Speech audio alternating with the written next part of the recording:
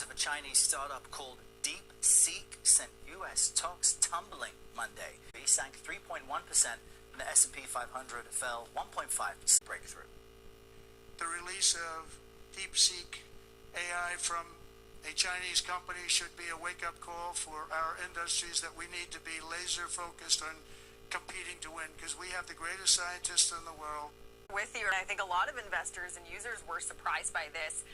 Look, so it's gained so much popularity because Deepseek may have created a better and more energy-efficient chatbot than anything that we've seen in the U.S.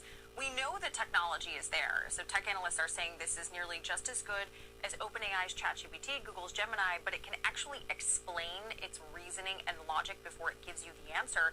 And that if you believe Deepseek, they were able to create this with just 2,000 chips versus tens of thousands of chips that U.S. models use. So there's that advancement. I think U.S. is still ahead in terms of innovation within AI. I think people giving a lot of attention to what being built with Deepseek open source model, but on the other side, open source community has been developing a lot in United States, and also the reason success of the Deepseek was able to exist also based on the foundation built up in United States. You only have the large model to generate the training data for smaller model like Deepseek be able to make it work. And another thing is just the exploration of a different type of architecture.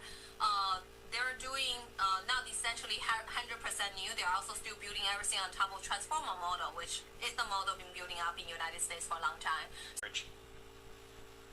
I think it's for everyone's leverage. Yes, of course, it lowered the barrier for other countries outside United States being able to leverage AI model, advance the AI model with a lower cost.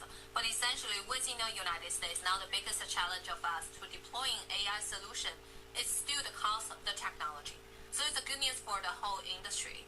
And of course, it's also helping countries not necessarily have lots of foundation in the past. Right now, they can build up their own model and start to deploy application. But we have to admit, it's definitely improved the acceleration of the adoption across the globe. It's super fast. Watch this.